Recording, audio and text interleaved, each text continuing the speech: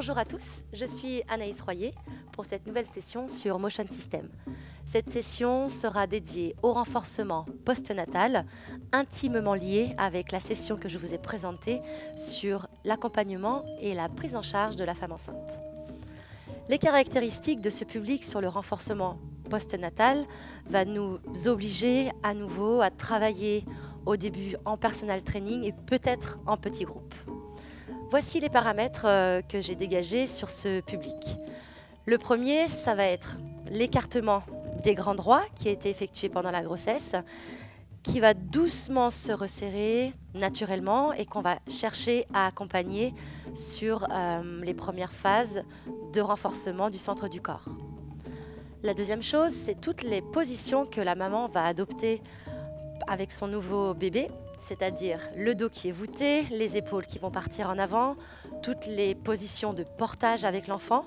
Donc nous allons énormément insister sur le travail de la posture, sur le haut du corps pour permettre des gestes quotidiens plus faciles.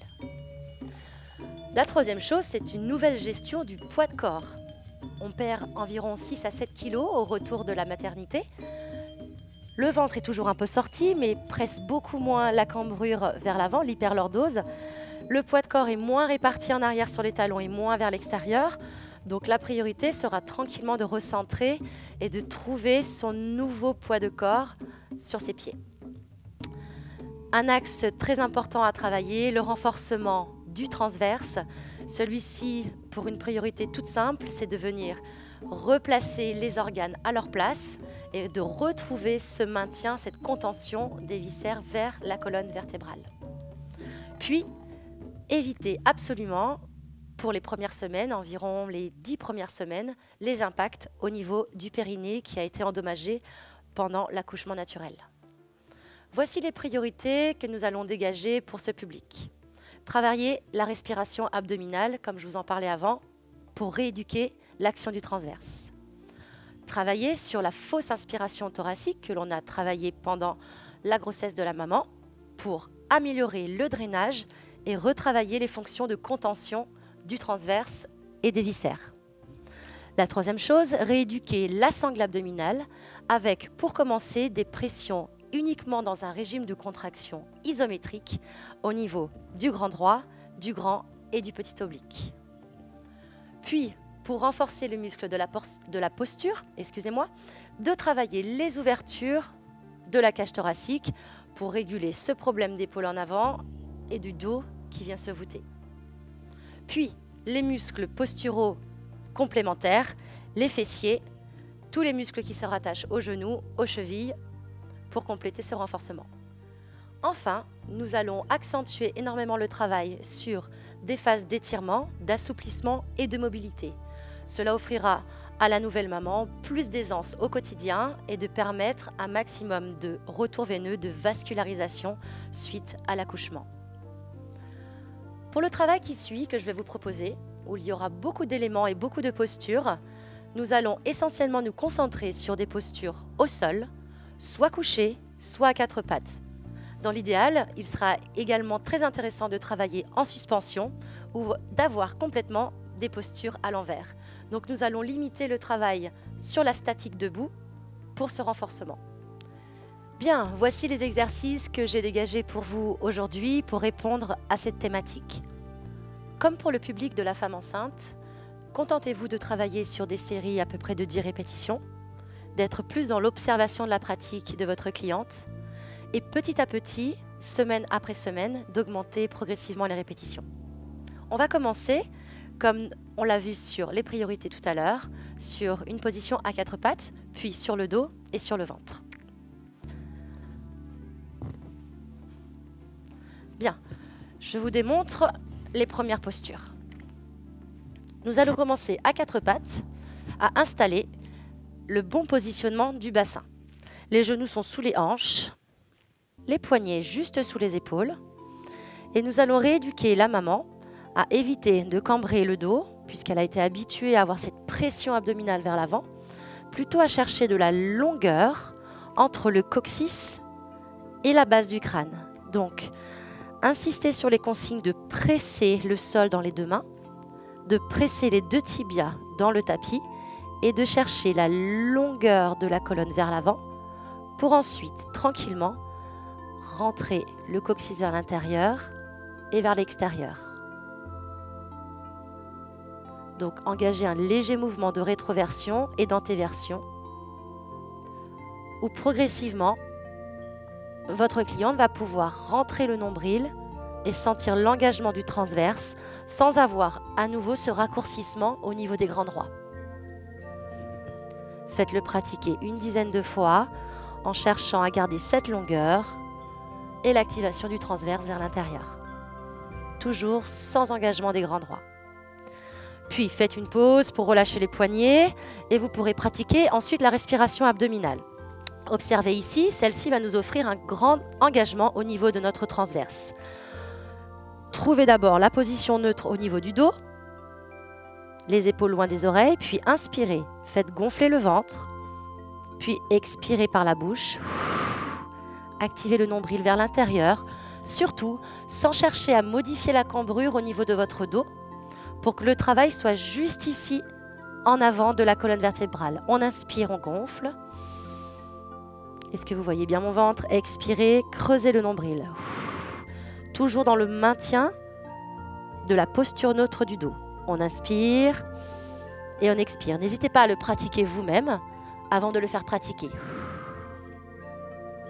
Puis après une dizaine de respirations et cette sensation d'activation très profonde des muscles du ventre, vous proposerez des poses de l'enfant pour étirer, soulager le bas du dos.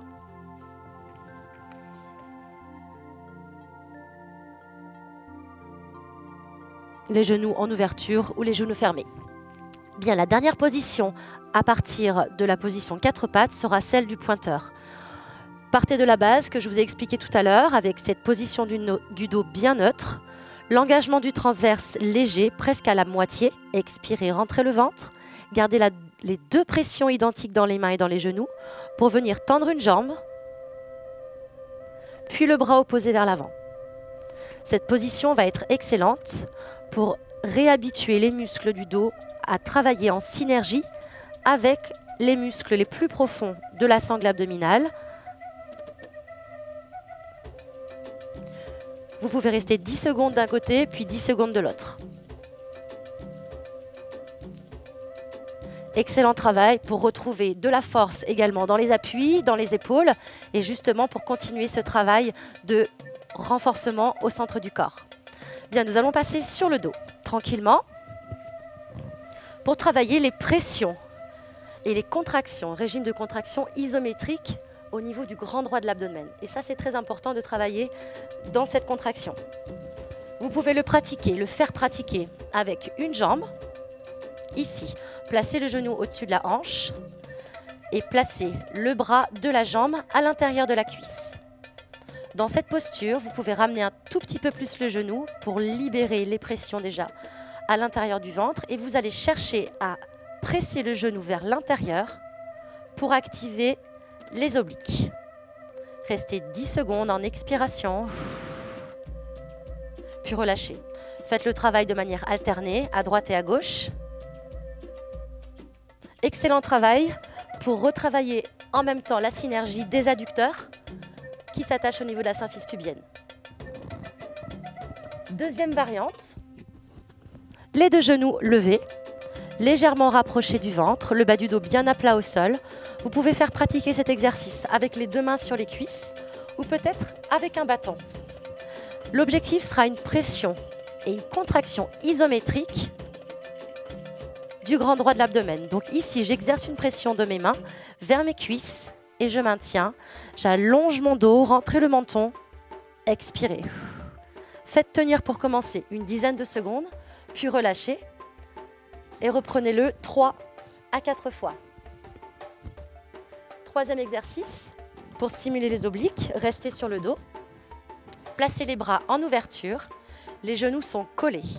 Faites prendre conscience de la colonne bien neutre, le dos au plus proche du sol sans mouvement de la colonne, puisque s'il y a mouvement ici au niveau de la colonne, il y a raccourcissement au niveau du grand droit. Donc mettez juste de l'espace, puis faites basculer les jambes sur un côté. En expiration, pour engager le transverse, puis remonter. Stimulez au maximum le transverse dans des expirations très fortes. Puis remonter. Dernière fois, vous pouvez le reprendre à droite, puis à gauche de manière alternée. Plus la personne avec qui vous travaillez est à l'aise, plus vous pourrez répéter ces cycles de 2 à 3 fois en enchaînant les exercices les uns après les autres. Puis vous allez passer sur le ventre. Donc vous avez vu, hein, c'est assez simple. On a travaillé à 4 pattes, sur le dos puis sur le ventre, pour le renforcement postural au niveau de votre dos et la mobilité. Placez les mains de chaque côté de la poitrine, relâchez les épaules en avant, puis cherchez la rotation externe au niveau des épaules, ce qu'on appelle la pose du criquet. Puis vous relâchez. Resserrez les épaules en arrière et rapprochez les omoplates vers la colonne. Donc ce mouvement va être excellent pour réhabituer les muscles rhomboïdes à travailler plutôt que de se laisser partir en avant et ce qui provoque le dos voûté.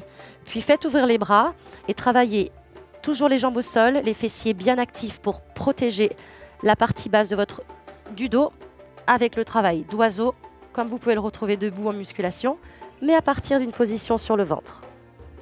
Dans une inspiration, donc une grande ouverture de la cage thoracique et une expiration à la descente. Ces exercices seront un peu plus difficiles puisqu'on est vraiment sur le renforcement musculaire, sur le dos. Ce que je peux vous proposer, soit en début de séance ou en fin de séance, c'est de faire repratiquer la fausse inspiration thoracique, qui aura pour rôle la contention des viscères et d'améliorer et de favoriser le drainage après l'accouchement. Alors, c'est une fausse inspiration thoracique qui est nécessaire d'être pratiquée presque à jeun. D'accord ? Donc, soyez assez conscient de cette notion avant de le faire pratiquer. Nous l'avions pratiqué dans le cas de la femme enceinte, en position allongée. Maintenant, sans trop de pression du ventre vers l'avant, ça sera un petit peu plus facile de pratiquer debout ou peut-être les mains sur une table devant. On commence par une expiration où on vide tout l'air du corps. Rétention. Faites placer les mains sur les cuisses, la colonne très longue, aucun raccourcissement devant. Nous sommes en rétention. Fausse inspiration.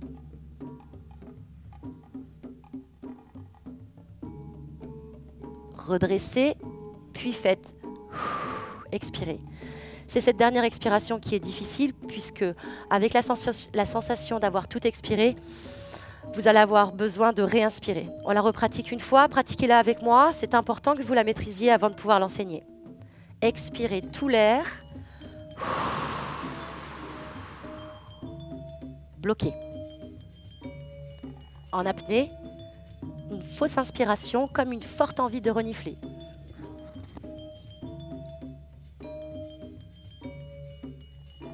Redresser, souffler. Elle peut être pratiquée 3 à 4 fois au début, quand les personnes que vous prenez en charge ne sont pas habituées ou si elles ne l'ont pas pratiquée pendant leur grossesse. Et petit à petit, ça peut être un exercice que vous leur recommandez d'exercer chez elles le matin au réveil, 10, 15, voire 20 répétitions, et ce, dès l'accouchement à la clinique. Je vous remercie à tous de m'avoir suivi. N'hésitez pas à bien prendre votre temps, de tester les exercices pour vous, pour bien les comprendre, bien les maîtriser, comprendre les consignes que je vous ai données avant de les enseigner et de les faire pratiquer. À très bientôt sur Motion System.